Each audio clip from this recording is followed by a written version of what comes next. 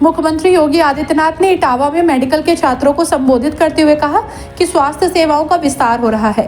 Double engine की सरकार आम आदमी का ध्यान रख रही है। 500 बेड सुपर स्पेशलिटी अस्पताल के उद्घाटन की बधाई दी।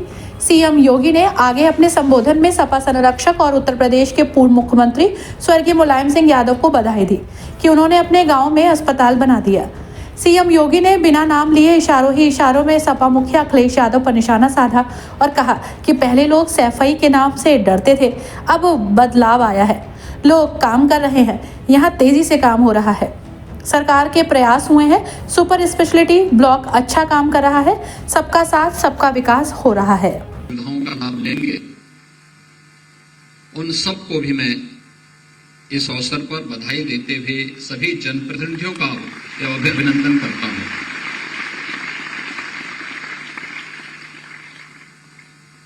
एक हॉस्पिटल या एक संस्थान कैसे ग्रामीण क्षेत्र की व्यवस्था को भी आमूलचूल परिवर्तन करने में योगदान दे सकता है, यह आज प्रदेश के अलग अलग जनपदों में ग्रामीण क्षेत्र में बन रहे प्रधानमंत्री मोदी जी के विजन के अनुरूप मेडिकल कॉलेजेस उसके उदाहरण हैं। आपने देखा होगा कि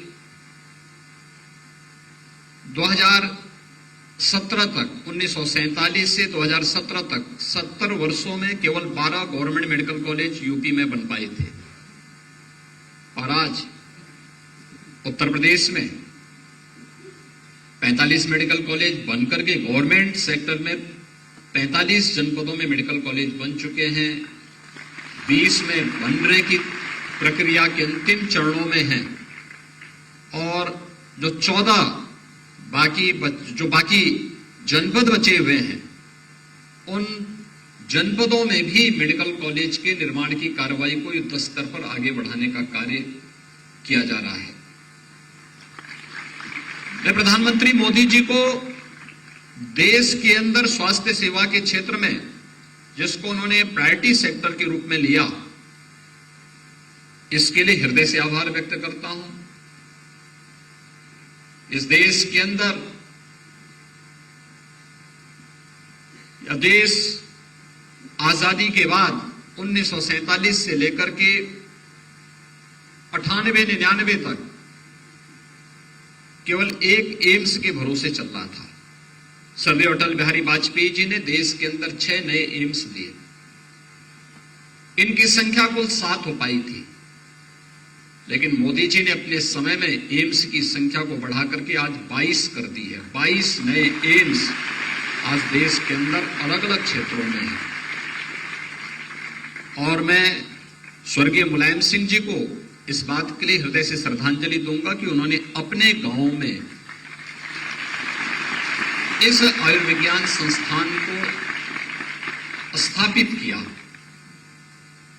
वास्तव में आप मुझे बताइए, अगर ये विश्वविद्यालय, चिकित्सा विश्वविद्यालय यहां नहीं बनता तो क्या पूरा लघु भारत के दर्शन यहां पे हो पाते?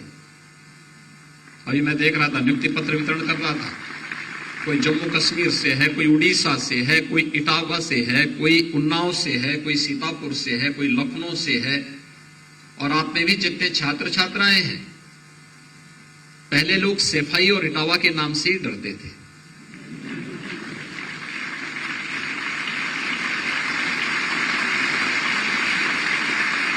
लेकिन जब पूरा लघु भारत यहां पे आया तो लघु भारत के कारण लोगों का इंटरेक्शन, एक संवाद, बहुत बार इस संवादहीनता के कारण ही संघर्ष होता है, गलतफहमी होती है, क्योंकि कुछ लोगों की आदत ही होती है कानाफूसी करने की। वे करते कुछ नहीं है, वे केवल कानाफूसी से ही अपना पूरा जीवन काट लेते हैं। और अपना जीवन तो काटते ही, दूसरे के जीवन में भी ब्रेकर बनते हैं। लेकिन आज आपने देखा होगा कि पूरे देश से छात्र भी मेडिकल की पढ़ाई करने के लिए और साथ ही साथ यहां पर कार्मिक भी, मेडिकल की फैकल्टी भी है, स्टूडेंट भी हैं, यहां के कार्मिक भी हैं, वो अलग अलग क्षेत्रों से आकर के यहां पे अपनी सेवाएं भी दे रहे हैं और नजदीक से समझने जानने का अवसर मिल रहा है। स्थानीय लोगों के लिए रोजगार की सृजन की भी संभावनाएं उससे बढ़ती है और सचमुच एक अच्छी सोच है। इस अवसर पर आयुर्विज्ञान संस्थान तेजी के साथ अपना कार्य आगे बढ़ा रहा है। वास्तव में आज की आवश्यकता है और मुझे प्रसन्नता है कि ग्रामीण क्षेत्र के इस आयुर्विज्ञान विश्वविद्यालय ने पिछले कुछ समय से सरकार के स्तर पर दिए गए प्रयासों का परिणाम आज सुपर स्पेशलिटी ब्लॉक यहां पे अच्छे ढंग से क्रियाशील हो चुका है और होने की ओर अग्रसर भी है। याद करिए, उत्तर प्रदेश के अंदर हमारे पास पुराने 7 मेडिकल कॉलेजेस थे। उन 7 मेडिकल कॉलेजेस में सामान्य मेडिकल कॉलेज चलता था, यूजी पीजी की क्लासेस चलती थी, सुपर स्पेशलिटी का कोई भी इस प्रकार का ब्लॉक नहीं था।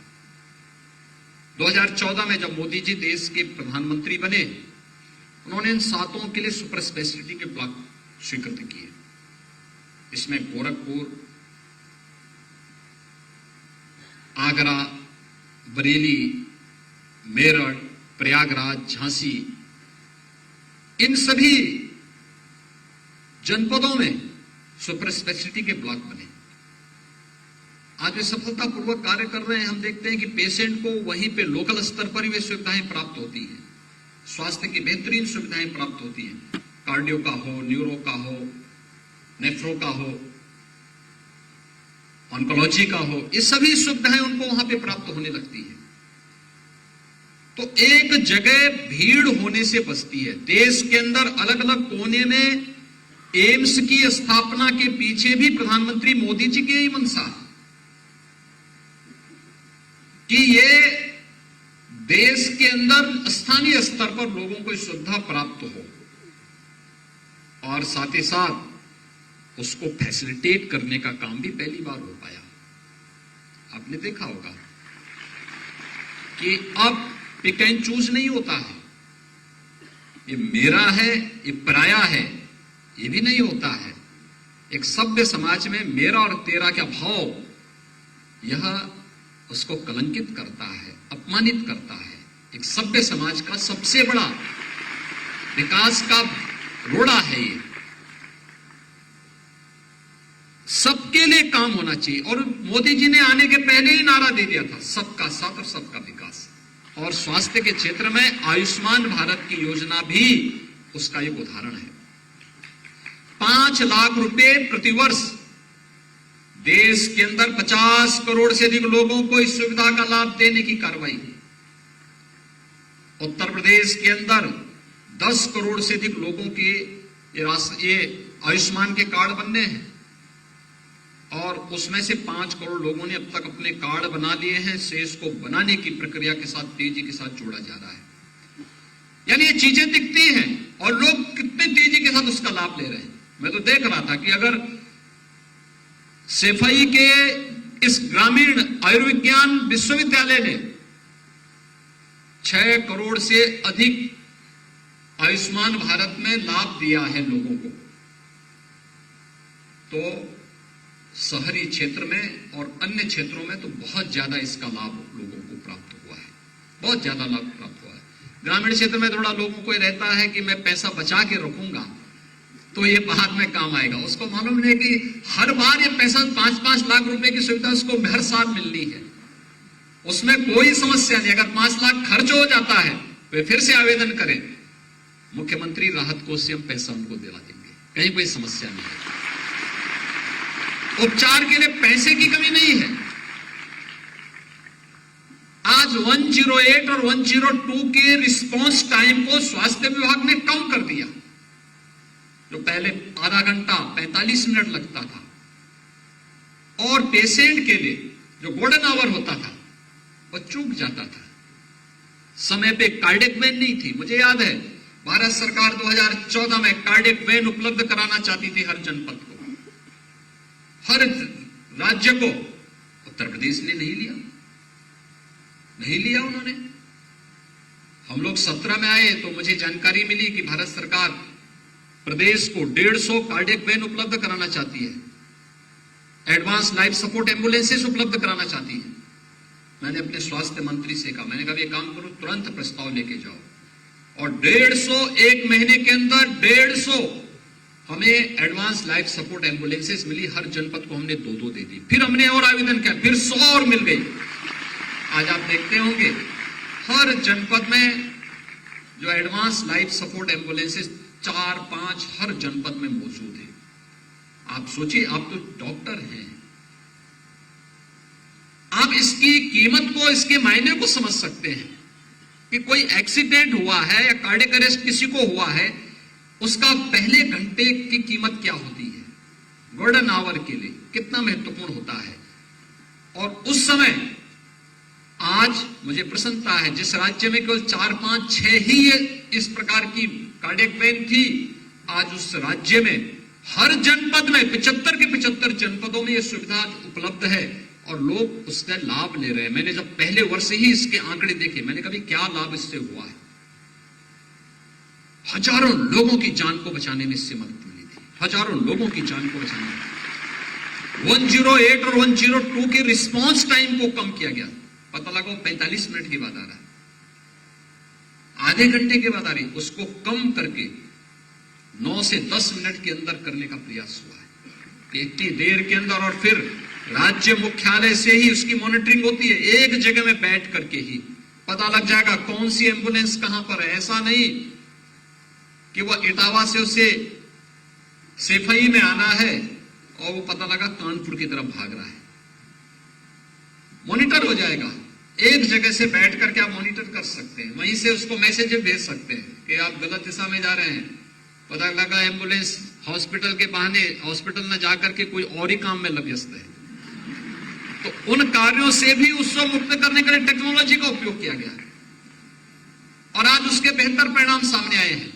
हर जिले में डायलिसिस की सुविधा 75 के 75 जनपदों में आज उत्तर प्रदेश वासियों के लिए फ्री में डायलिसिस की सुविधा उपलब्ध करवाने का कार्य भी आज स्वास्थ्य विभाग के स्तर पर प्रारंभ हुआ है।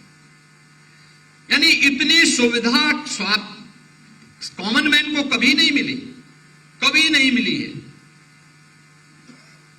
और इसका सर्वाधिक लाभ पेशेंट को तो होता ही है, लेकिन आप सबको भी इसका लाभ होता है, क्योंकि आपको एक डॉक्टर को, जैसे एक पिता को इस बात पर खुशी होती है उसका पुत्र सफलता की नई मंजिल चढ़ रहा है, एक गुरु को इस बात पे सब अच्छी खुशी होती है, उसको आत्मिक संतुष्ट होता है कि उसका शिष्य अच्छी दिशा में आगे बढ़ रहा है, वैसे एक डॉक्टर इस बात से संतुष्ट होता है कि उसने जिस पेशेंट का उपचार प्रारंभ किया है उसके रिजल्ट बेहतर आए हैं, अच्छी दिशा में स्वास्थ्य का लाभ प्राप्त कर रहा है।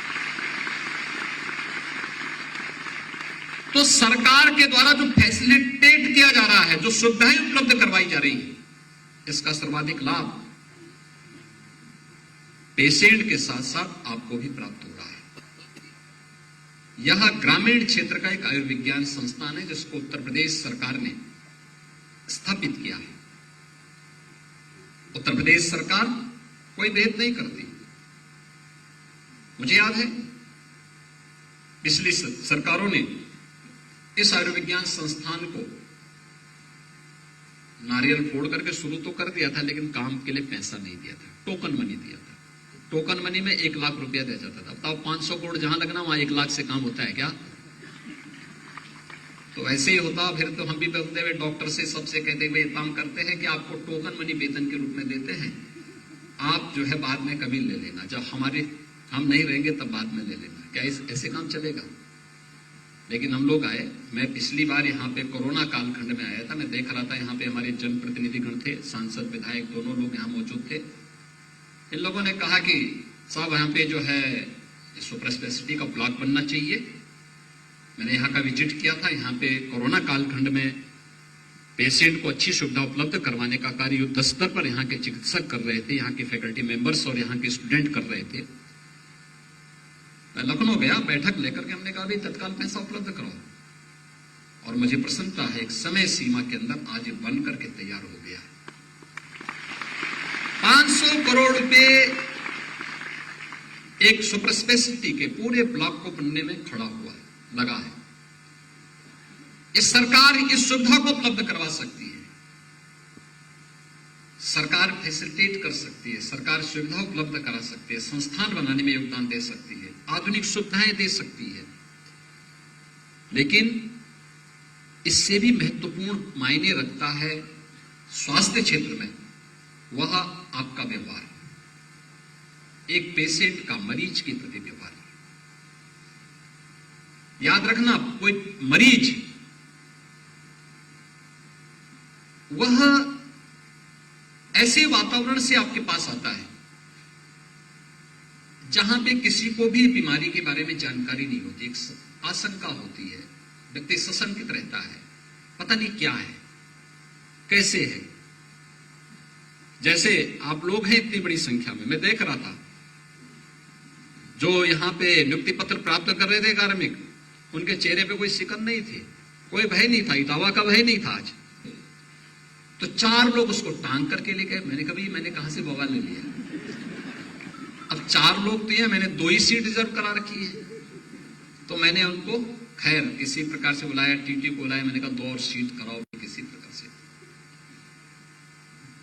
रेलवे स्टेशन पे दिल्ली एम्बुलेंस मंगवाई,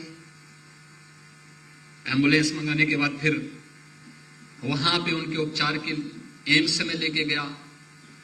प्रोफेसर दबे वहां पे डायरेक्टर थे एम्स के, मेरी उनसे बातचीत हुई, मैंने उनसे कहा, मैंने कहा डॉक्टर साहब जो है एक पेशेंट हम भेज रहे हैं। फिर मेरे मन में भी आया कि मैं भी चलता हूं, मैं भी वहां गया, देखा मैंने। तब तक प्रोफेसर दबे ने अपने चैम्बर में ही उनको बुलाया, तो पेशेंट के लक्षण को देखते हुए ही उन्होंने कहा इनको कोई बीमारी थोड़ा है। अरे हमने कहा इनको 4 लोग टांग के ला रहे हैं, आप कह रहे हैं बीमारी नहीं है। कहा नहीं कोई बीमारी है, सब अब इन्होंने स्वयं पाला हुआ है। मैंने कहा क्या मतलब? उन्होंने कहा इनको बोलो जी कि क्या कहते हैं, इनको बोलो समय पे जगह करें, समय पे भोजन किया करें, समय पे सब नियमित दिनचर्या अपनाएं, कोई समस्या नहीं है इनको। और उन्होंने उनकी बेल्ट लगी हुई थी पीछे, उन्होंने कहा सब बेल्ट को उतार करके उन्होंने डस्टबिन में डाल दिया। कहा सब, वो कहते हैं मैंने 6000 रुपये में खर्च किए इसके लिए। वो कहते तो 6000 तुम्हारी पूरी बॉडी को खराब कर देगा, इसको फेंक दो। उन्होंने फेंक दिया। उन्होंने कहा इनको लेके जाइए, कोई बीमारी नहीं है, और इनको केवल एक मैं दवा दे रहा हूं, जब पेन हो तभी देना, मत बाकी मत दिलवाना। जब एक थोड़ा भी इनको रिलीफ हो, इनको थोड़ा योगासन सिखा दीजिए। समय पे जगे, समय पे सोएं, नियमित दिनचर्या जीवन जिए, कोई बीमारी नहीं होगी। और मैं देख के ताजुब कर रहा था, 1 महीने के बाद वही व्यक्ति मेरे पास अपने पैरों से चलते हुए आया और कहने साहब मुझे कोई बीमारी नहीं है। आप देखिए, एक डॉक्टर केवल देख के बोल रहा है, और नहीं तो वो पता नहीं कितने हजार रुपए वो खर्च कर चुके थे। हमें अनुभव एक एक चीज को बकायदा, आपके पास पीएचडी जब किसी पेशेंट की बनती है तो आपके लिए स्टडी का माध्यम बनना चाहिए। स्टडी करिए, अपना स्टडी पेपर तैयार करिए, रिसर्च पेपर उससे तैयार होगा आपका। आपकी स्टडी नए छात्रों के लिए एक नई प्रेरणा होगी। नेशनल और इंटरनेशनल मैगजीन में आप अपने स्टडी पेपर को भेज सकते हैं।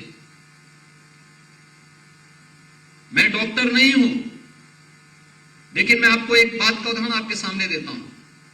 हमारे पूर्वी उत्तर प्रदेश में इंसेफ्लाइटिस की एक बीमारी थी। 1977-78 में बीमारी वहां देखने को मिली। हर वर्ष वहां से प्रारंभ होते होते ये सहारनपुर तक, पूरे नेपाल की तराई के बेल्ट में पूरे होते होते वहां तक पहुंच गई थी, और 1200 से लेकर 1500 मौत प्रतिवर्ष होती थी। बहुत खराब स्थिति होती थी।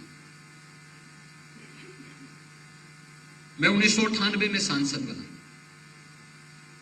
तो मेरी नियति थी, संसद चलता था तो पार्लियामेंट में इस मुद्दे को उठाता था, जब संसद नहीं चलती थी तो सड़क पे आंदोलन करता था। लेकिन 17 में मैं मुख्यमंत्री बन गया तो मैंने कहा भी अब तो ना मैं उठा सकता हूं ना आंदोलन ही कर सकता हूं, तो अब मुझे इसके लिए लड़ना होगा। तो हमने स्वास्थ्य विभाग को नोडल विभाग बना करके एक अंतर विभागीय समन्वय, क्योंकि तब तक मेरे पास अनुभव भी हो गया था, क्योंकि हमने वैक्सीनेशन भी इसकी प्रारंभ करा दी थी, रिजल्ट जहां के तहां थे, बैक्टीरिया ने अपना वायरस ने अपना नेचर चेंज कर लिया था, और इसके बाद हम लोग लगातार कार्य करते। तो मैं इस निष्कर्ष पे पहुंचा था, इस महामारी में हमें बचाव के साथ साथ यहां पे उपचार दोनों को एक साथ लागू करना होगा। और तब मैंने 12-13 विभागों को मिलाकर के एक अंतर विभागीय समन्वय तैयार किया था, टीम गठित की थी और एक साथ कार्यक्रम चलाए। आज भी स्वास्थ्य विभाग उस कार्यक्रम को चला रहा है और मुझे बताते हुए प्रसन्नता है कि 17-18 में हमने कार्यक्रम प्रारंभ किया। अगले 4 वर्ष के अंदर इंसेफ्लाइटिस को पूरी तरह हम नियंत्रित करने में सफलता पाई। अब मैं गोरखपुर में जाता हूं, पूर्वी उत्तर प्रदेश में जाता हूं, आज वहां पे इंसेफ्लाइटिस के पेशेंट नहीं देखने को मिलते। आज कोई पेशेंट नहीं है, नहीं तो जुलाई से लेकर नवंबर तक कुशीनगर, देवरिया, गोरखपुर, महाराजगंज, संत कबीर नगर, बस्ती, सिद्धार्थनगर, बलरामपुर, बहराइच, श्रावस्ती, आपके लखीमपुर खीरी होते हुए, पीलीभीत होते हुए सहारनपुर तक भय और दहशत का माहौल होता था। भय और दहशत का माहौल होता था। पता नहीं कौन बच्चा, 1 से 15 वर्ष तक का कौन बच्चा इसकी चपेट में आ जाए, कोई भरोसा नहीं था। और आज एक निश्चिंतता है। सरकार ने स्वास्थ्य की सुविधाओं को बेहतर किया, स्वच्छता के कार्यक्रम को आगे बढ़ाया, हर घर नल की योजना को आगे बढ़ाया, अन्य सुविधाएं भी दी, लेकिन बचाव के लिए किए गए प्रयास, आज उसके परिणाम हम सबके सामने। अंतर विभागीय समन्वय कैसे उसमें बेहतर। लेकिन मुझे अफसोस इस बात का है, डॉक्टर उपचार तो करते थे गोरखपुर में, पूरा ईस्टर्न यूपी गोरखपुर के ही गवर्नमेंट मेडिकल कॉलेज में आते थे उपचार कराने के लिए, लेकिन इस पे कोई स्टडी पेपर किसी भी डॉक्टर ने तैयार नहीं किया, किसी ने नहीं तैयार किया। आपके पास एक अवसर है अपने कैरियर को आगे बढ़ाने के लिए। अभी से हम प्रोजेक्ट अपना तैयार करने की अपनी तैयारी करें। दोनों फैकल्टी मेंबर के लिए भी आवश्यक है, स्टूडेंट के लिए भी आवश्यक है। यूजी, पीजी या सुपर स्पेशलिटी में जो भी लोग यहाँ पे एमसीएस में भी या डीएम की पढ़ाई आगे आने वाले समय में होगी, तो इन सभी के लिए भी आपके लिए भी से तैयारी होनी चाहिए, कैसे आपको इस सफलतम कार्यक्रम को आगे बढ़ाना है। और यह आपके लिए बहुत उपयोगी हो सकता है, क्योंकि ये आपके लिए नहीं, मानवता के लिए उपयोगी होगा। दुनिया के अंदर आज इसकी आवश्यकता है। इस पूरे एशिया क्षेत्र रीजन में ही नहीं, बल्कि दुनिया के उन देशों में जिसको आप तीसरी दुनिया के लोग कहते हैं, इस रूप में आज भी वे लोग जीने के लिए मजबूर हैं। आपका यह शोध उनके लिए बहुत उपयोगी हो सकता है, शेष मानवता के लिए उपयोगी हो सकता है। और इस दिशा में एक नए कार्यक्रम को आगे बढ़ाने की दिशा में हमें प्रयास प्रारंभ करना चाहिए, क्योंकि ये पक्ष हमारा छोड़, जबकि डाटा आपके पास मौजूद है। पूरी लड़ाई तो इस समय डाटा की चल रही दुनिया में। जितने भी सोशल मीडिया के प्लेटफॉर्म्स हैं, ये लड़ाई, ये जो आपको ये जो फ्री में कॉल की सुविधा मिल रही है, हम लोग खुश हो जाते हैं इसी में कि चलिए फ्री में आउट गोइंग और इनकमिंग दोनों फ्री में है। लेकिन आपको पता ही नहीं कि आप जितनी बार कॉल करेंगे सारे डाटा तो कैप्चर हो रहे हैं उसके पास, और उसी को बेचने का काम करता है। उसी से पता लग जाता है आपकी रुचि किस विषय पे, आप क्या करना चाहते हैं, और उसी में दुनिया भर की कंपनियां कार्य करते हुए उसी प्रकार का एड तैयार करके फिर अपना मार्केट करके दुनिया के अंदर सबसे धनी लोगों की श्रेणी में खड़े हो गए हैं। हम लोग ये मानते हैं कि हमें तो फ्री में मिल गया, लेकिन हम उनके लिए मार्केट बन गए हैं। हमें इन बातों को जरूर ध्यान रखना होगा। और मुझे प्रसन्नता है कि आज यहाँ पे जहां इस मेडिकल कॉलेज इस सुपर स्पेशलिटी के नए हॉस्पिटल का लोकार्पण हो रहा है, वहीं साथ ही साथ यहाँ के नवनियुक्त कार्मिकों को भी नियुक्ति पत्र दिया गया है। नियुक्ति पत्र में मैं देख रहा था देश के अलग अलग क्षेत्रों से भी लोग आए हैं। अच्छे लोग आएंगे, कार्य करेंगे, अपने स्किल को यहाँ के स्केल के साथ जोड़ेंगे, उन्हें भी आगे बढ़ने में मदद मिलेगी। एक अच्छा प्रयास है। मैं विश्वविद्यालय को इस अच्छे प्रयास के लिए हृदय से बधाई देता हूं, अपनी शुभकामनाएं देता हूं।